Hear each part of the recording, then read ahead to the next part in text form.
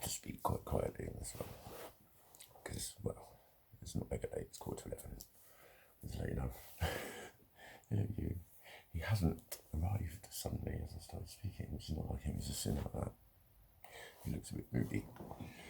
I got all of my tasks done today, apart from my to-do list. I trained and I'd done my laundry and it dried really quick because it was scorcher today. And I just realised that was like 3 of the things on the list. And then I went up and I called the clinic, Dr. Fixity. I'm getting an appointment. It's fucking ridiculous. Sending that video was just fucking pointless. If she'd have listened to me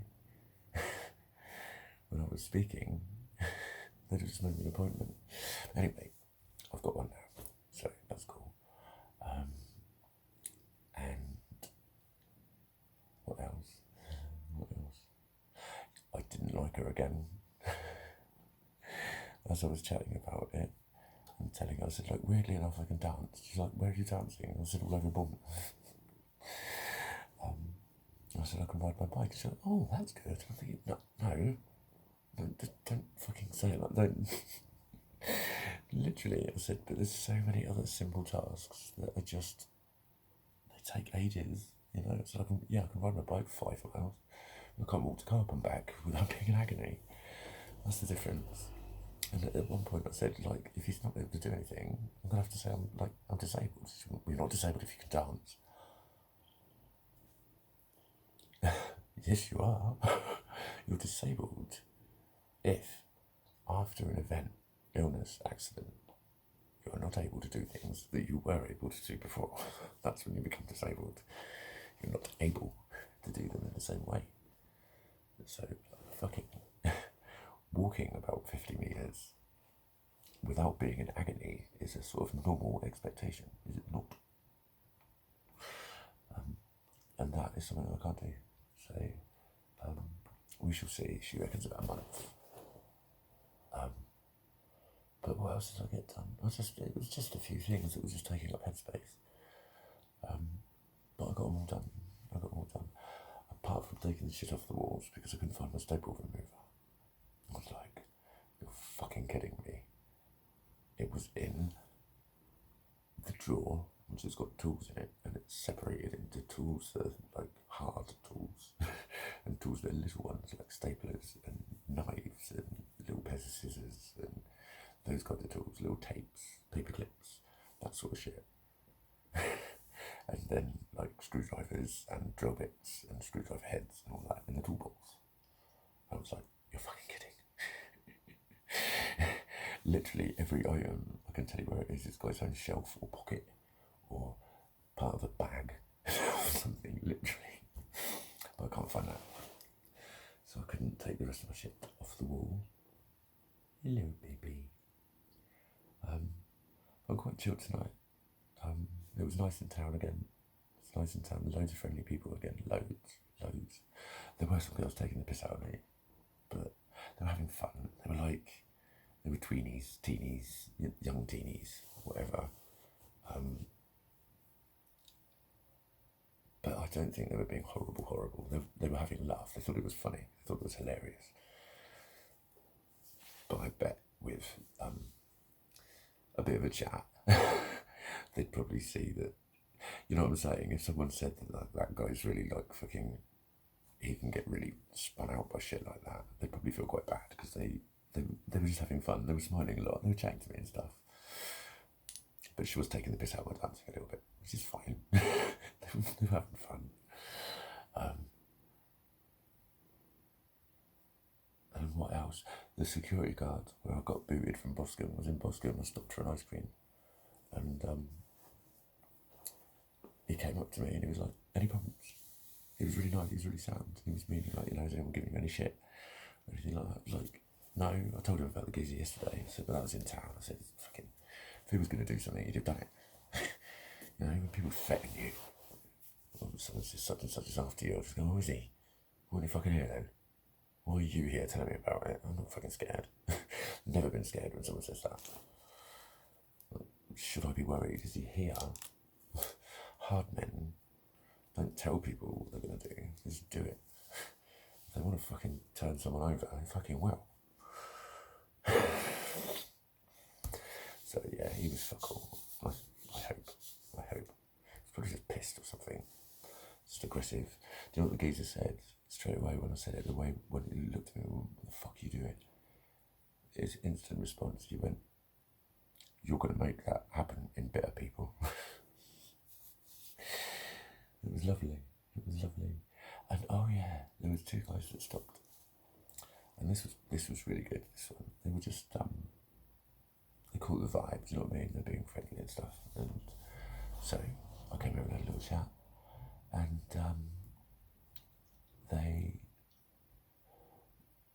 we were talking, they were asking why I did it. And I did that explanation of like, there's a fucking hell of a lot of noise in here.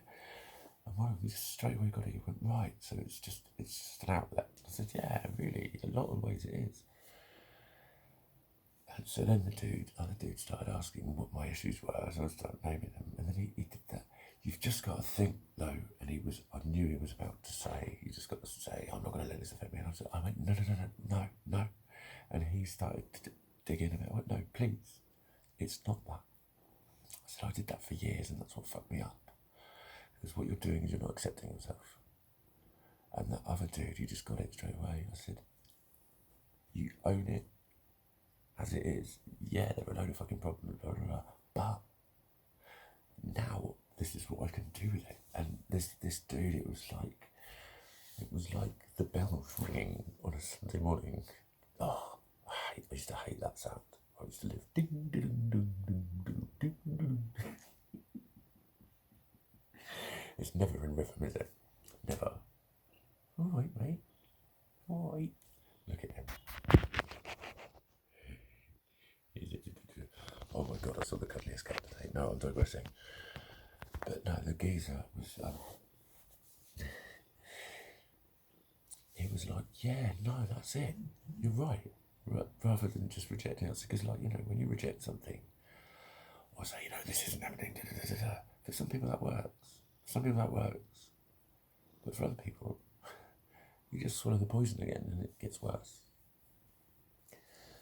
And I was thinking that the other day, when I was sort of 14, 15, people used to take the piss out of it, things on like Neighbours and stuff, like, oh, do you want to talk about it? It was a big thing. Whereas these days, it's like, no one wants to talk about it. No one wants to hear about it. They just want to take, and like, that's something's changed. And people think they know stuff, and actually we should get back to just talking about it. And just being okay with it. It's just everyone's got their own reality. You don't know what it feels like. You don't know how they're experiencing it. You don't know why they can't grasp it or they can't apply it. You also don't know that they haven't been trying to apply it in all the ways imaginable for years and years and years. To have someone come up right from the beginning and start again, it's like, and you know, I said that to him and said, you know, it's not me thinking I don't fit. It was society telling me I didn't fit. In terms of my relationships, my friendships, the fucking amount I was bullied, the amount I was rejected, the amount I was fucking and no, not a normal amount. This really wasn't. It still isn't. So you can either just accept that, or you can keep trying to make yourself fit. And it was just lovely watching him get it, completely and utterly get it. And it was so positive. It was so positive. Carl, or his name was, I remember the name. I can see his face as well, Carl. So I'm fairly certain if I see him again, he'll stop and chat. And I will tell him thank you for how quickly he listened and he just grasped it. Because do you know what? All he did was just think, I don't know the answer, I'm just going to listen to his answer. Basically, he just took it as that's what he's saying. And then it became reality. And so then he treated it as if it was reality. And just spoke about it. And that is so fucking important. Fucking important. All the people saying, talk to me, open up to me, are always the ones that end up saying, it's not happening, you've got it wrong, you need to do it. And no, that's a big no-no. You all need to stop doing that. You all need to stop telling people that shit.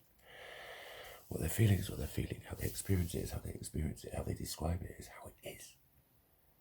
And all you need to do is feel the energy of what they're saying. Look past the words if you don't believe them. Feel the energy of what they're saying.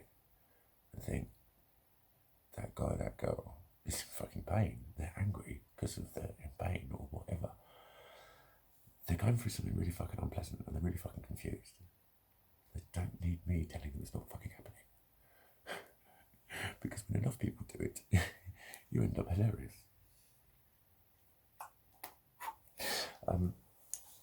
So it's, yeah, this is the kind of shit. This is one of my 5 core principles. I don't even know if I've not done that for a month or 2.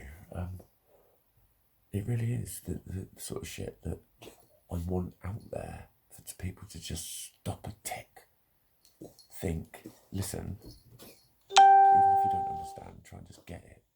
Because then you're a human being with normal compassion, like we all are. And it would just work so much more easily for so many people. It really would. There'd be less fucking deaths. I'm not even fucking lying, mate. I'm not even fucking lying. Verbals. Got some vomit to clean up. Not yet. Might just be preparing for one. Oh. No? But yeah, just like, that's one human done. Like, however many billion left to go. But it's positive. It is positive, and I am thinking positive, feeling positive, attracting positive. Because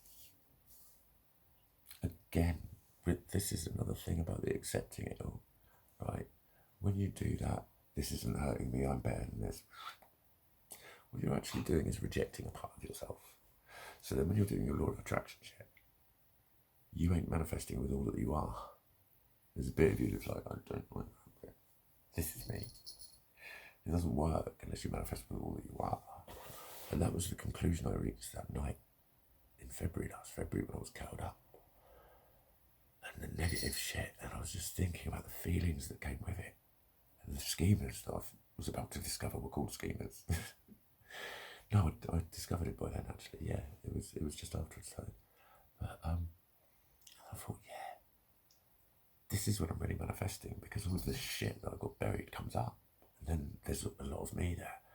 But then there's something thinking, but it's not me. Yum and yuck. This isn't me, that's not me, but it feels like me. Oh my fucking God, what's going on? Like I said, I was literally losing my mind.